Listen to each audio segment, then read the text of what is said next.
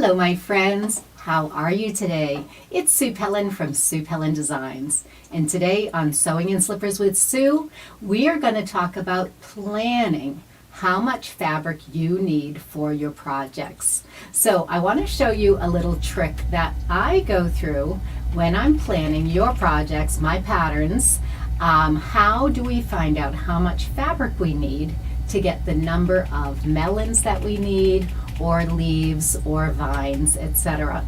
So this is going to be a little bit in depth, but I have a lot of people here that take frequent classes with me. So I want to go a little bit behind the scenes and show you how I figure out how much fabric for you to get ready for our workshops. Now, if you haven't taken any classes with me, what we're going to be diving into is rotary cut applique. We're cutting out all of our applique shapes with a rotary cutter and our tools. And today we're going to work on paper. We're going to work with a pen or a pencil. And let me grab a pen or a pencil. And we're going to be showing you how to make all of those different cuts with your Leaves Galore tools. And we're going to use all three different sizes of Leaves Galore tools so that you can have a handy reference guide on how much fabric it takes to make a certain number of shapes. So if you have your tools handy, that will be really helpful, and you can do this along with me. If you don't have your tools handy and some paper ready, then I'm going to give you a minute to go ahead and grab that paper, grab those tools, and grab a pencil or a pen so we can work together. So while you're gathering all of those supplies, I want to tell you that I had such a wonderful week last week with my family.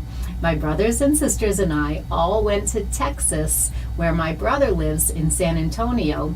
Then we went and picked up my mom, where she lives in Boerne, Texas, and we traveled to the cute little city of Wimberley.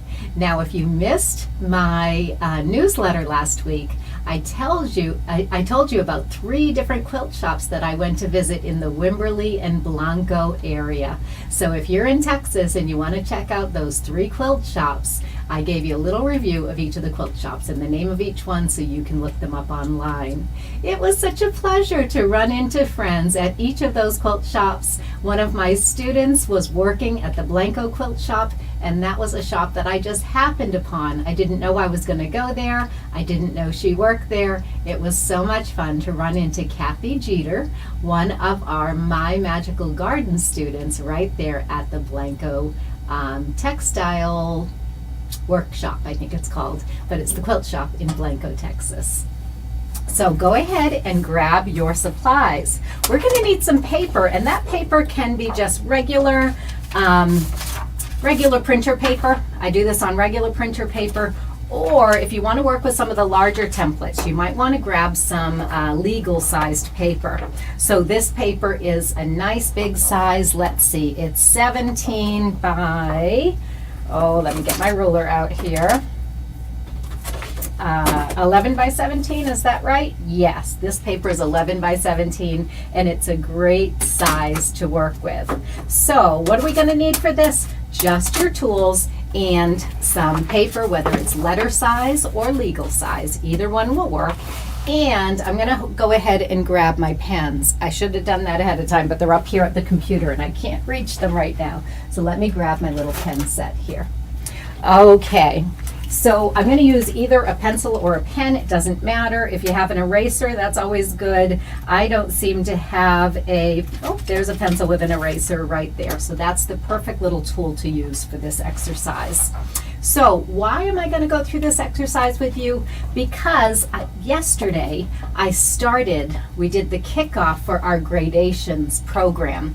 And Gradations is a beautiful quilt that you can make with just 2 rotary cut applique shapes. So I want to focus on those 2 rotary cut applique shapes today. But I also want you to get comfortable drawing on paper before you go to your fabric.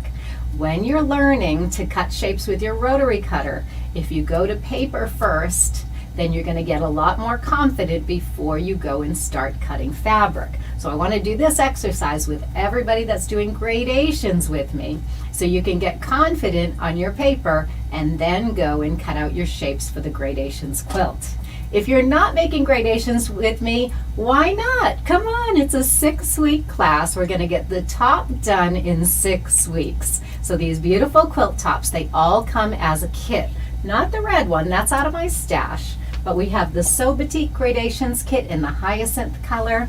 We have the brights on black, and we also have the rainbow on white as a kit. So you can grab a kit and get started. The whole class only takes 6 weeks, and you do it in your own time. You have access to the class forever. So if you can't start right now, that's okay. You can grab the class anyway, grab a kit, and when you're ready to get started, you can make this quilt in just 6 weeks. So yesterday, we were talking about cutting. Yesterday at our kickoff, so if you weren't there, I'll review a little bit. We were talking about cutting our melon shapes that are 5 inches long. And the question came up, how much fabric do you need to cut those melons that are 5 inches long? Well, for this quilt, we fused 22 inches by the width of fabric. And what I said to everybody that was getting started is take that 22 inches high by the width of the fabric. Take that 22 inches and cut it down to 16. We need 16 inches to cut our melons. And because we want all the different colors in the gradation, we're going to cut those melons all the way across the 42-inch wide width. That way we're going to get every color in the rainbow when we use those rainbow gradations. So we're going to picture this. This is going to be 16 inches wide and 42 inches long. So the length goes across your cutting table, and the height, that 16-inch height, goes up and down on your cutting table. And I want to show you exactly why. When we're cutting with the Leaves Galore tool, and we're going to use the 5-inch tool to make these beautiful 5-inch melons for our gradations pattern, we want to use, oh, I'm sorry, I had it the 11-inch way, and I want to go the 16-inch way because my paper is 11 by 17, right? So I'm actually going to cut that down to 16 so that we can be working with the same size as our fabric. So I'm going to cut this 17 down by 1 inch. So I now have 16 inches. But realize the 16 inches is going to go up and down. And this is going to go on and on and on this way for the whole width of fabric.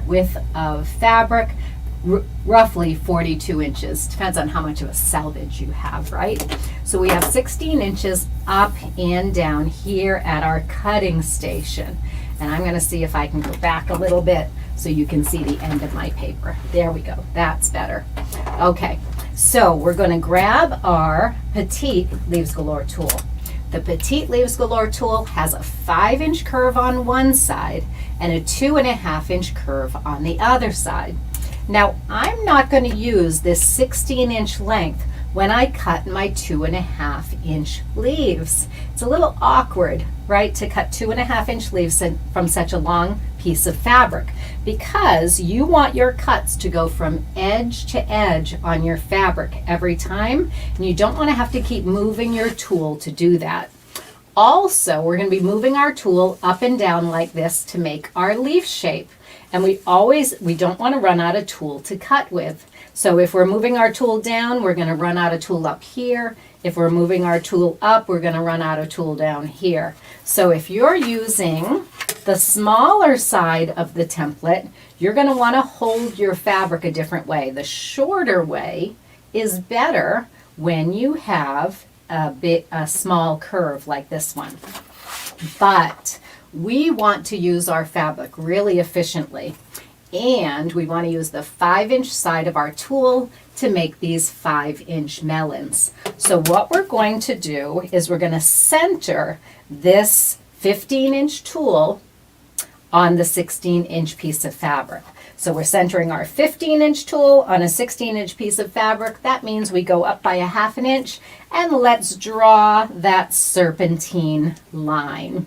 So I'm going to try to draw this dark enough so you can see it. Let's see if you're going to be able to see that on the camera.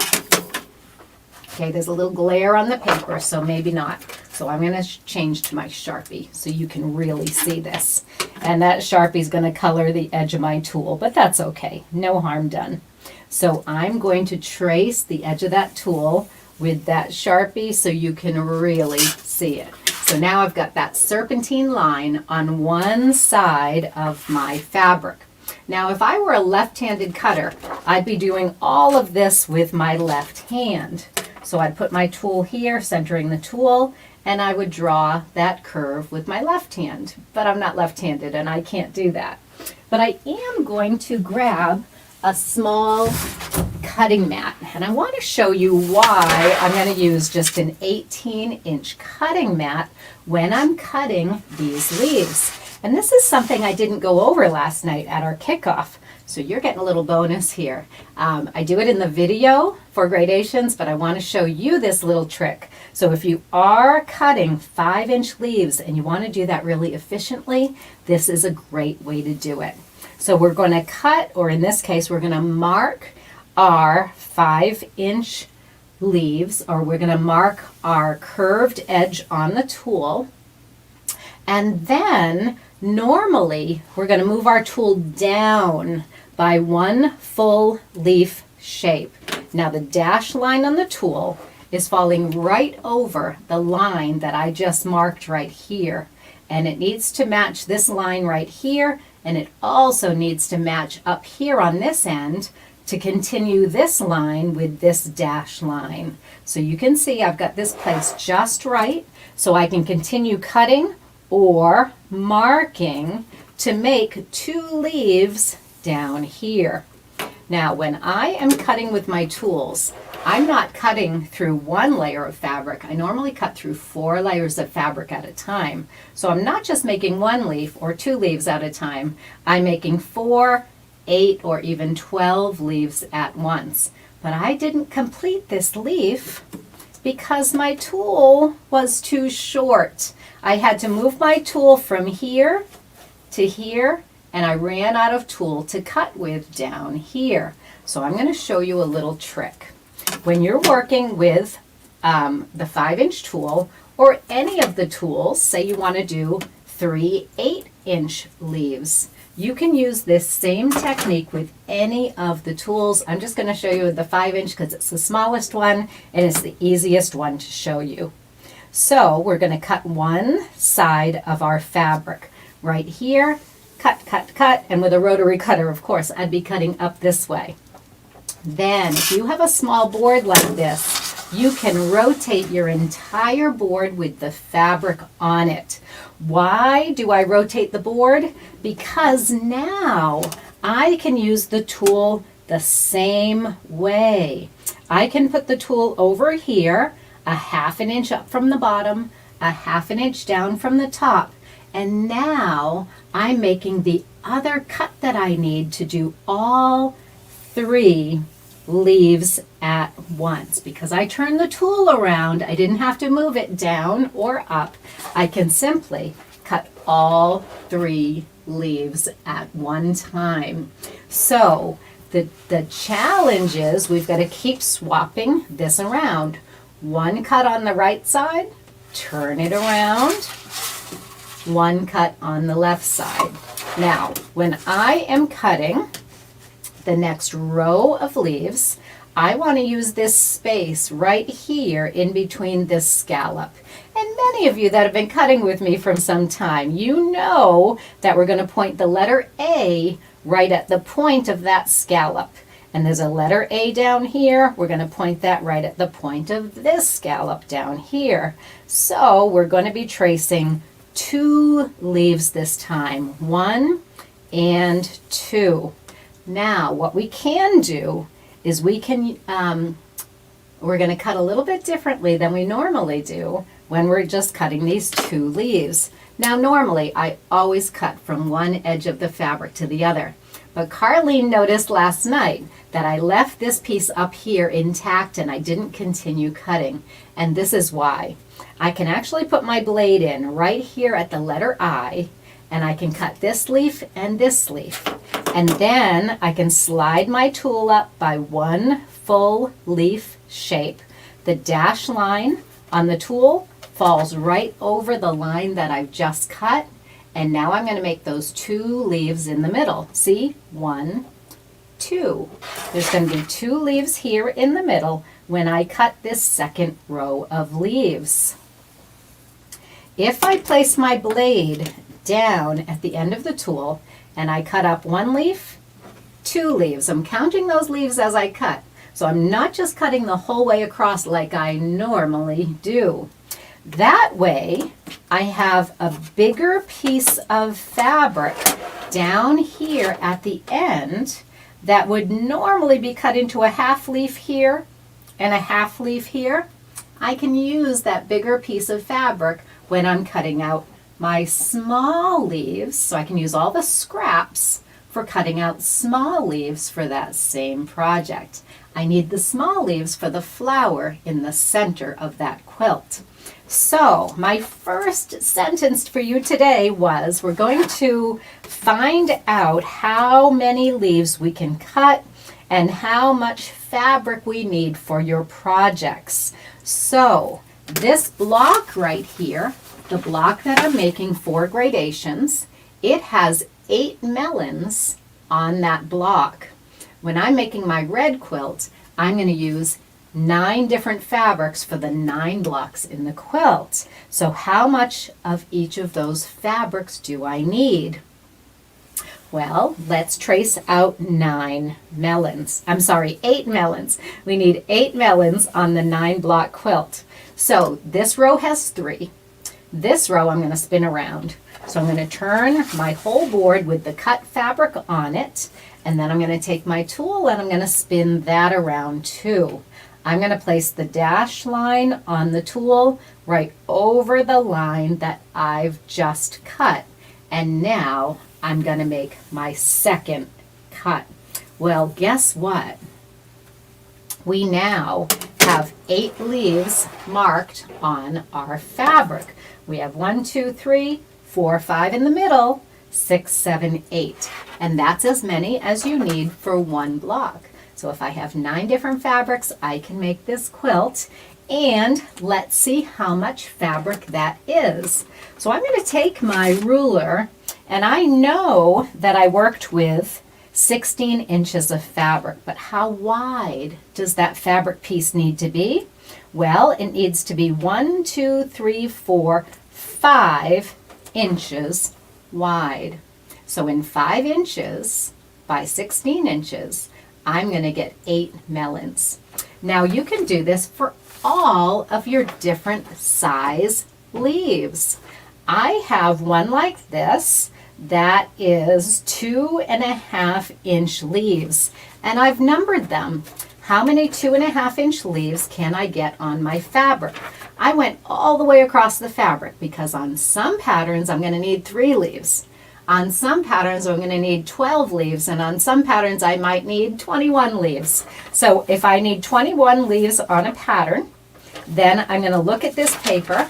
I've got all my leaves numbered. If I need 21 leaves on that pattern, I'm going to measure the size of that paper in order to get 21 leaves.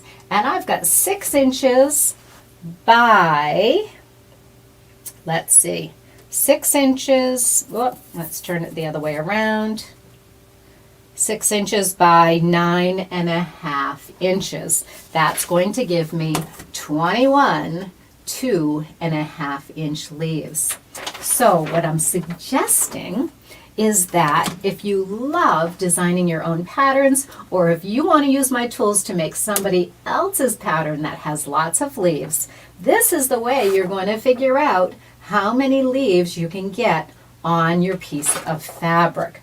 So I'm going to number those leaves. So we've got 1, 2, 3, 4, 5, 6, 7, 8, and that's what I need for gradations. My piece of fabric is 5 inches by 16 inches. Okay, now that doesn't give you a lot of leeway between these pieces, but there's just enough. I give myself a little smidge between my cuts to make sure that one cut doesn't run into the other. Now I can complete this entire sheet. In fact, I could tape these sheets together and make it 42 inches wide, and then that way I know exactly what we can get on the width of fabric. But you don't have to do that. You can really just, I like to do 22 inches, so I know half of that width of fabric, or a fat quarter, how many I can get out of a fat quarter. So I did all of that work for you. If you have my book, that's called Rotary Cut Applique with the Leaves Galore tool. If you look in the back of the book, there's some really handy measurements in the appendix. There's some charts back there.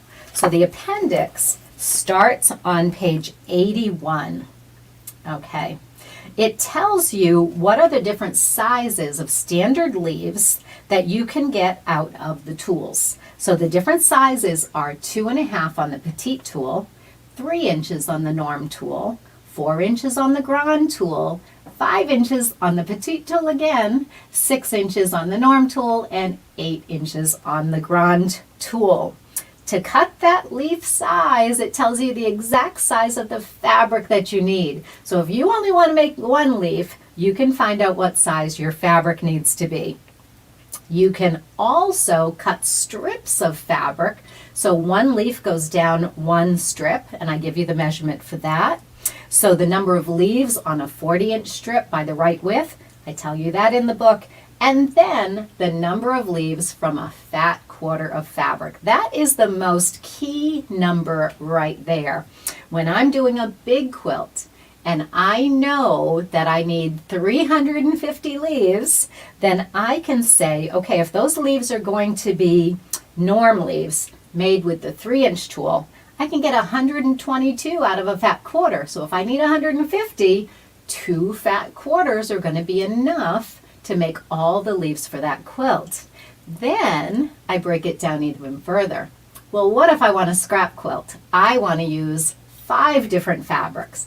From there, I can figure out how many leaves from each fabric to cut and what that fabric size needs to be.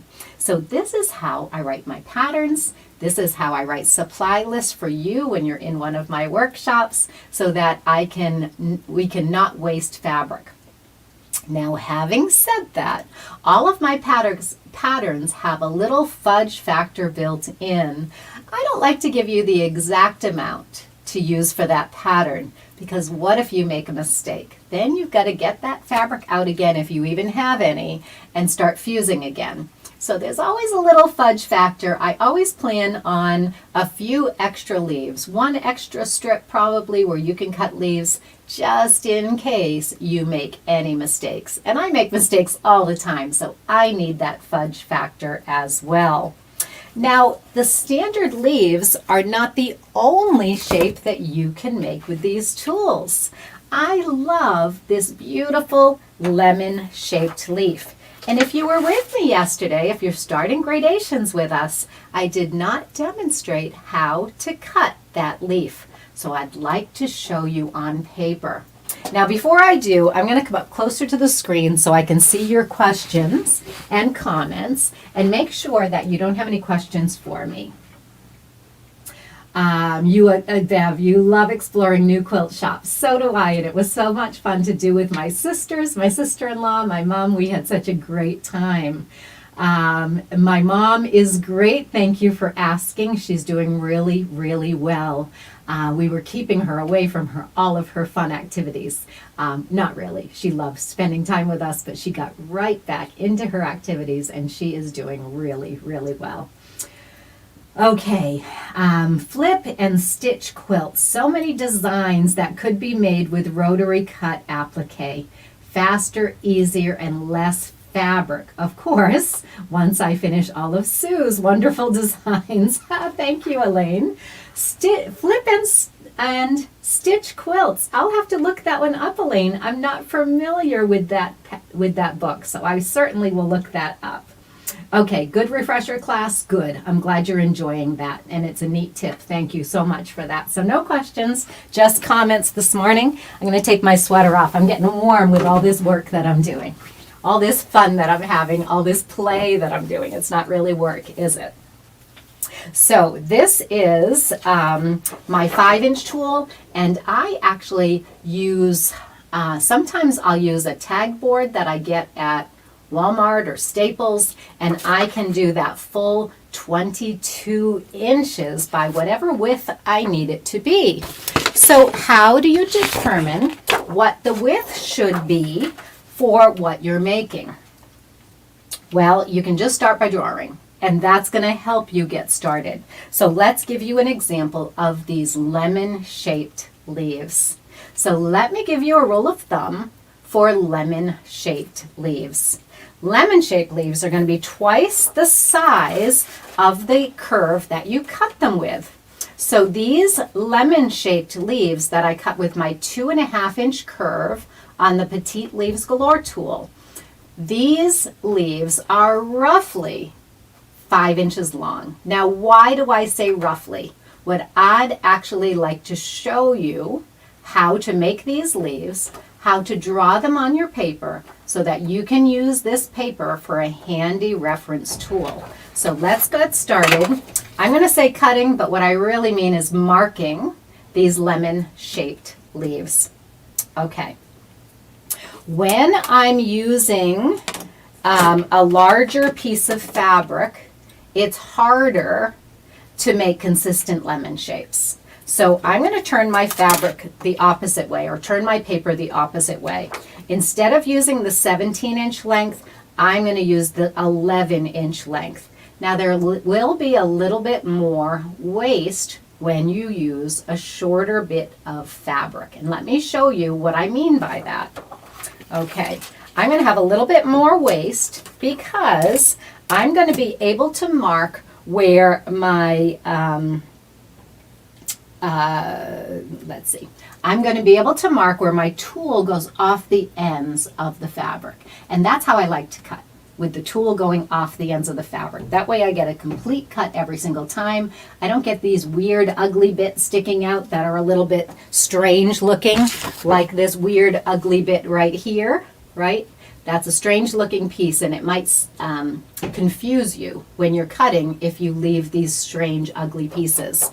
So when I'm using the shorter side of the tool, the 2.5-inch side of the tool, I'm going to center that tool, and there are markings all the way along the edge of the tool. So it's very easy to center.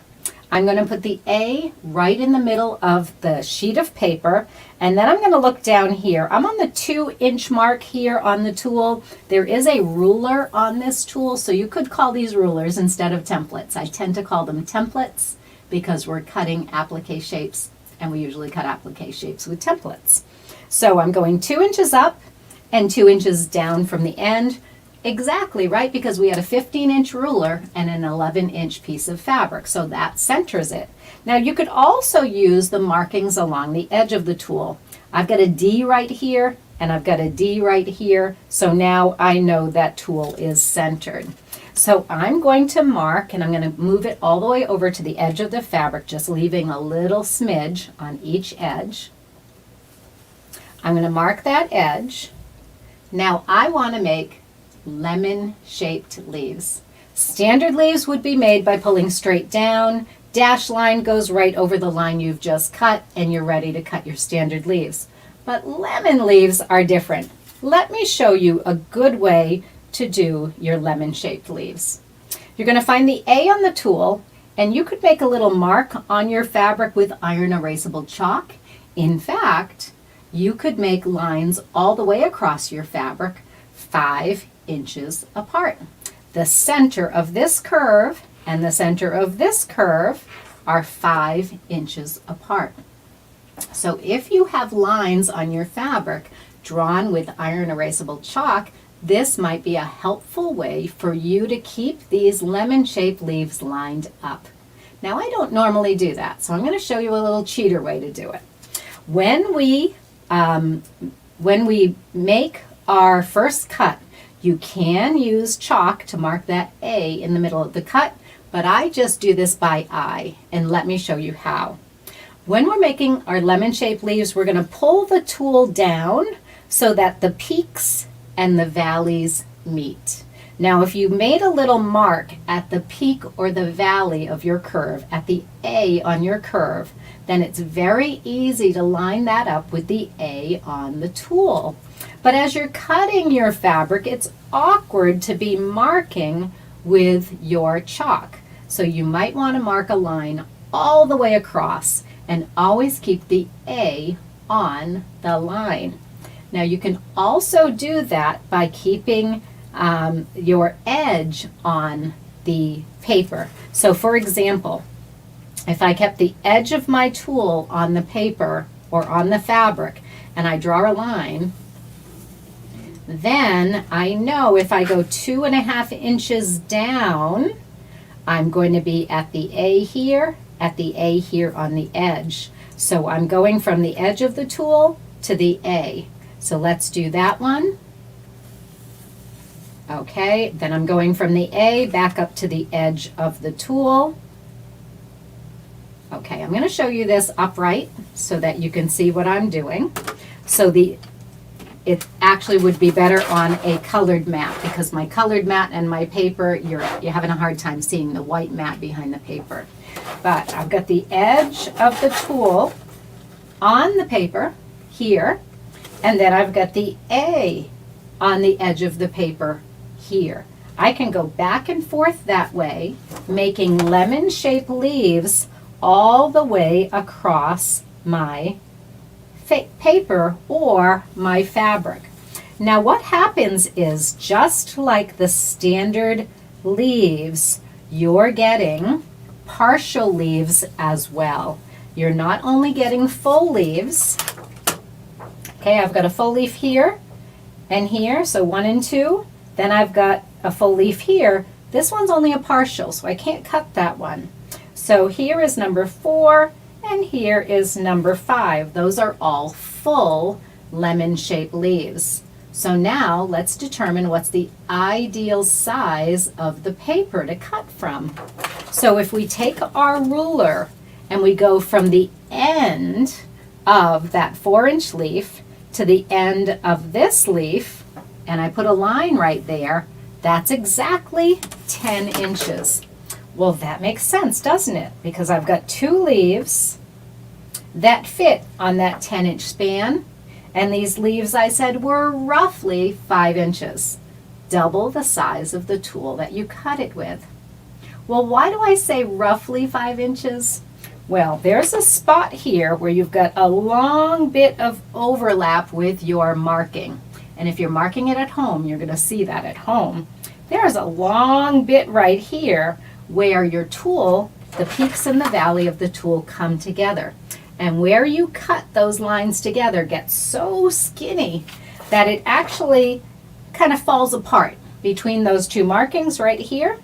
And the actual leaf part, if you measured it, it's more like 4.5 instead of 5.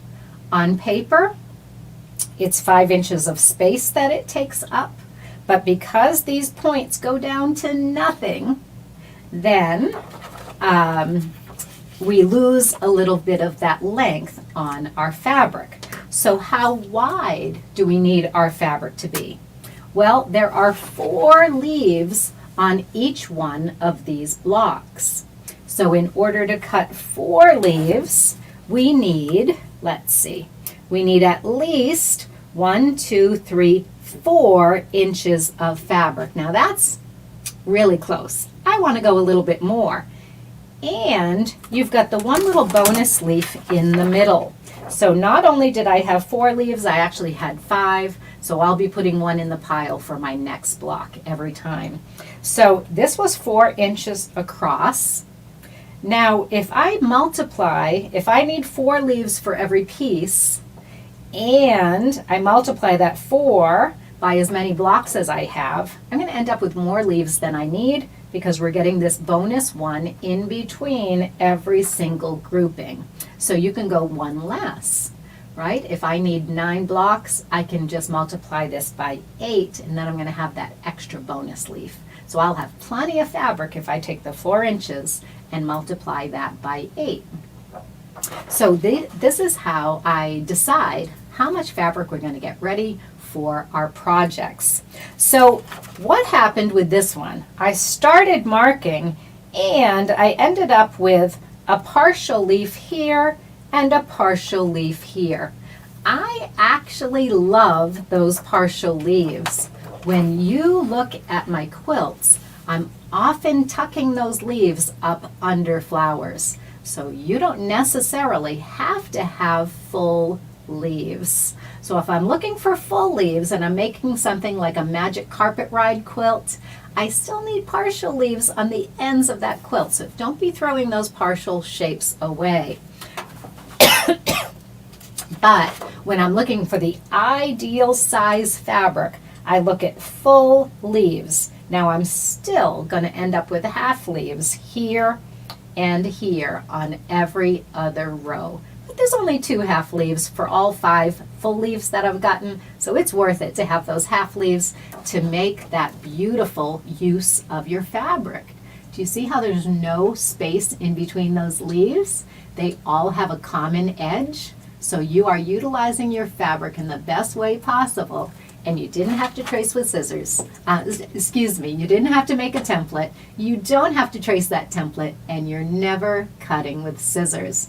That's why Fusible Rotary Cut Applique is so much fun to do. We can get our cutting, fusing done so quickly, and then it's all about the stitching. So we have a little bit more time left. And I did cover this yesterday in our gradation session, but I want to talk a little bit about those lemon-shaped leaves and what happens when you cut your lemon-shaped leaves. So let's do a cutting demonstration, and then we'll talk about how to stitch those leaves. Now I'm going to do a cutting demonstration. I'm being a little selfish here. I need more lemon-shaped leaves cut for my red quilt. I'm going to make that red quilt into a queen size quilt. So I'm going to need at least 4 times what I have on the wall there. So that's 9 blocks. I'm going to need at least 36 blocks. Then I'll decide if that's long enough for my queen size bed or if I want to do another row of 6 blocks. So I'm going to be writing up some instructions for turning gradations into a queen size quilt, and I want to make sure that I get the length just right. If you go 7 blocks long, it's a little bit too long. If you go 6 blocks, is it long enough? I'm going to make that determination, and then I'll write up some instructions for making gradations into a queen size quilt. But I've got to make all my blocks first. So let me take some time with you and make some more lemon-shaped leaves. Now, the fabric that I'm using a little bit longer fabric because I don't want to waste any fabric. So I've got a 14-inch length here. Yep, it's 14 1/4 actually. And I'm going to utilize all of that fabric to make these beautiful lemons, which means I'm going to have to move my tool up and down in order to cut from edge to edge. So I haven't cut these in a while, and I've just stacked up 1, 2, 3 layers of fabric, and those edges may not be lined up anymore. So the very first thing I do when I start recutting is to just take a little sliver of fabric off the edge. Now those of you that follow me, you know that I normally cut on a low table. This is very high for me to be cutting, but I have to do that in order for you to see it on the camera. So know that this is not a comfortable position for cutting for me. I need to be down low where I can put my weight into that cut. About 6 inches lower is better for me. Okay, so I'm just taking a little sliver off that first cut to make sure that all 3 layers are lined up. Then I'm going to line up the peaks and the valleys. So how do I do that? Well, let's see where I lined up the tool. the tool is lined up on the A on the bottom of my fabric. That means when I go up by 2.5 inches, I'm going to be right along the edge on the bottom of the fabric right here. And that's going to be the perfect place to make those lemons. It's foolproof, it's easy. Now, if I were to make 3 lemons, I would need 15 inches of fabric. And I only have 14.25. So this leaf right here is cut off. But do I care? Not at all, because my leaves are tucked up under my flowers anyway. So I could even use a little bit less fabric, but this is an easy measurement to use, and you can always line up here on the end of your tool and on the A. So let's go ahead and cut. I need some really good strength here because I'm up too high, so I really have to push down, and that is not ergonomically good, but it makes for a better demonstration. So this is what I wanted to show you. When I'm cutting apart my lemons, if I don't butt one cut right up against the other, it's possible to leave a little tiny string in between. It's one thread. I can see that one thread right there. So oftentimes I have to cut that one thread to make those beautiful lemon-shaped leaves. So I've got 3 in each pile. There's 9 leaves there. That's enough for 2 blocks plus 1. So I'm going to continue cutting, and this time I'm going to be on the A on the bottom of my fabric, and that puts my peak and my valley perfectly together. So peaks and valleys together. Oh, did you hear that little click?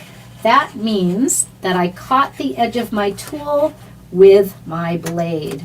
Now, anytime I go over that spot on my tool, I'm going to catch it with my blade. So I need to use my emery board and sand out that little spot that I just made. I made a little sliver in my tool because I caught the edge of the tool with my 28mm blade. So I'm going to take an emery board that I always keep here in my kit, and I'm going to smooth that out. That's also going to take off some of that black marker that's along the edge of my tool. Now, I don't mind if there's black marker on the edge of the tool, but I want to smooth that tool out so the next time I go over that spot, it won't catch. Now, if this looks like fun to you, and if you enjoy learning about how to use these tools, then you're going to love our Ahead of the Curve membership. In the Ahead of the Curve membership, we go through projects every single month, and those projects teach you different ways to use your tools so that you can become an expert in fusible rotary cut applique. Now look how fast that happens. I'm getting all of the leaves cut for my quilt with very little waste. I'm using up all of my fabric and fusible, and that's a great use of my fabric, my fusible, but most of all, my time. Now, if you like what you're seeing and you want to learn more about rotary cut applique, I do have a free program starting tomorrow. I'm going to be running a free program for Wednesday, Thursday, and Friday from 6 to 8, and that's going to be all about the tools that make applique easier. So I'm going to talk about these tools. I'm also going to talk about the Hearts and More and the Rings and Things tools. We'll talk about Misty Fuse and all of the fusible products that make fusible applique easier, and then we'll go through our applique kit, all of the notions that I use that make applique easier. So we have 3 days. During that 3-day session, it's going to be the basics of rotary cut applique. Now, if you're already doing rotary cut applique with me, you might not need that basic lesson. But if you're new to rotary cut applique and this seems like a great way to do it, I'd love to show you more about rotary cut applique and how we can make those shapes into beautiful applique blocks. So, could you ever do this block with hand applique? How long would it take you? This block takes me about 2 hours to make with fusible rotary cut applique, and most of that time is spent stitching at my sewing machine. So it's a fast, easy process that I just love, and I hope you're going to love it too. Now, those of you that are with me, that are in ahead of the curve, I hope that this little lesson has helped you to solidify those lemon-shaped leaves in your mind and how they're made. Now, of course, you have all of the technique videos in your membership. So videos like this one are in your membership for every different shape that we can make with the tools. I can't say every shape because I keep discovering new shapes all the time. But for all of the basic shapes you can make with your tools, we have a technique video like this one where you can learn that shape before you make a quilt that uses that shape to refresh your memory and get comfortable before you start cutting your fabric. Well, good. I'm glad it was a good refresher course for you. Good morning, Becky. Good morning, everybody. I'm so glad that you're here with me on Sewing in Slippers with Sue. Now, I do want to, let me grab my mouse here so I can get around on my computer. I do want to share with you what we have coming up next on Sewing in Slippers with Sue. So I love to listen to podcasts. Do you enjoy listening to podcasts? If you do, I'd love to hear what your favorite podcasts are. There are a couple that I listen to, and some of them are very personal, and some of them are business, and some of them are for quilting. So I'm going to just take a look here, and I want to show you the podcast that I love to listen to for quilters. So we're going to go to our events. So I'm on my website. I'm looking at my events page because I want to talk to you about all of the fun things we have coming up in our March calendar. I love listening to podcasts, and some of my favorite podcasts are quilters. I love to hear what other quilters are doing, how other quilters run their businesses. So quilting podcasts are a favorite of mine. On next Thursday, the 14th, I'm going to have a special guest. It's Susan Smith, and her podcast is called Stitched by Susan.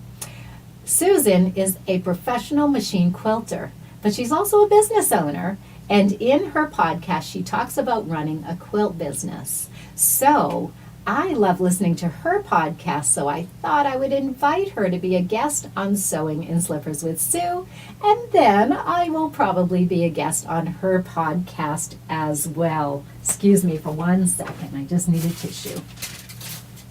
Okay. All right, so we're going to have Susan Smith on the 14th. Okay.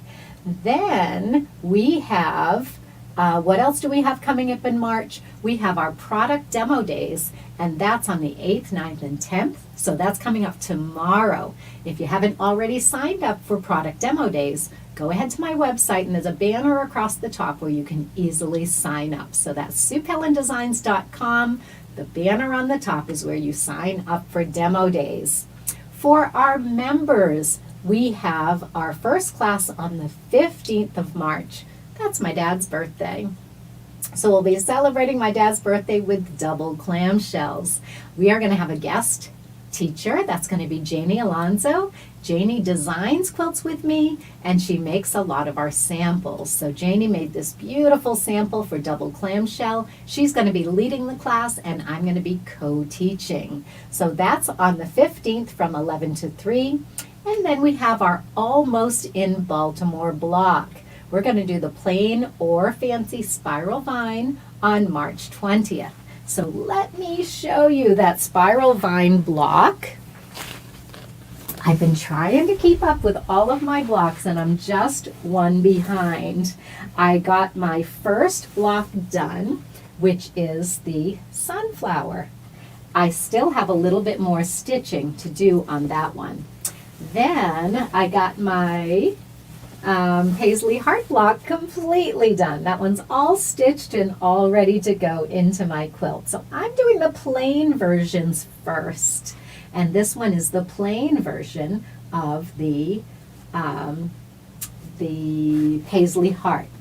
Then I did the plain version of the spiral vine, and this one's just about ready. I have all of my red fabric still to stitch. So this is the spiral vine.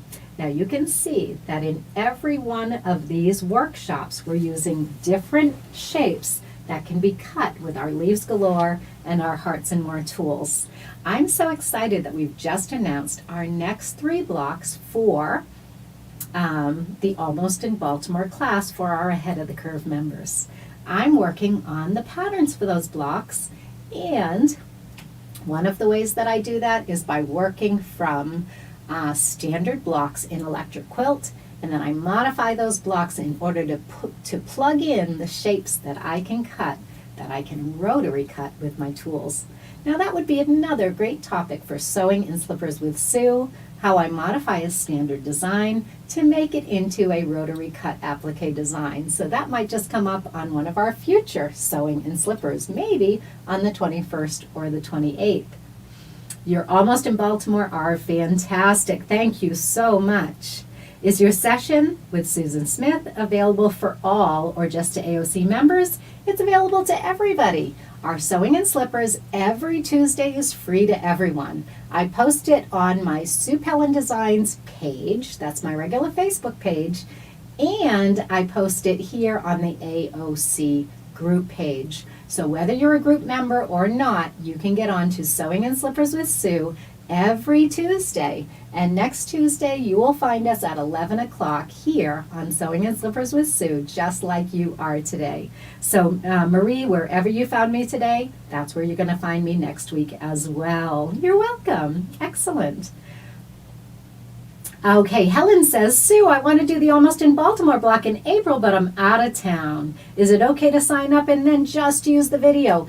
Absolutely, Helen. More than half of our members do not come to the live classes. They're out of town, they're working full-time, or they just have other obligations. You don't need to come to the live workshops in order to be in the membership. Anybody can be in the membership, and you can take those workshops by video. Now, I do have to apologize. I normally get the videos out 1 week after the live class. That gives those people that come to the live class a little advantage because you get it first. And it gives me a week to perfect that video, to do some editing and make it a little bit shorter for you. So instead of being there for 4 hours, I brought the Paisley Heart video down to 2.5 hours yesterday. But I have to apologize because it is coming out a little bit late. I had that week in Texas and I thought I had posted the video before I left, and I realized after several people emailed me that it wasn't done yet. So I spent my day yesterday editing that video, and I'm going to be sending it out to you in an email. So if you're in Ahead of the Curve membership, or if you want to join, you'll get the videos by email 1 week after the class happens. So absolutely, Helen, go ahead and sign up for that workshop anyway. You'll get the video and you can do that in your own time. That's one of the benefits of being a member of Ahead of the Curve. So Ahead of the Curve is our monthly membership where you can take workshops with me once a month. The Almost in Baltimore classes are one of our choices every month this year, and then we have additional choices like our double clamshells class that's going to happen. If you don't want to do a Baltimore quilt and you want to do some different projects, we do a small project every month that you can participate in. So I hope that you're enjoying your Ahead of the Curve membership, and if you're not already a member, come and join us. We would love to have more members. We have fun at monthly sit and sews. We have fun at our monthly workshops. And by the way, we have a sit and sew coming up on the 17th of March. So not only will I see some of you on the 15th, but we're also getting together for an all-day sit and sew on the 17th of March from 1 to 4. So come and join us. We have such a good time. You're going to learn so much about applique, and you're going to get so many projects done.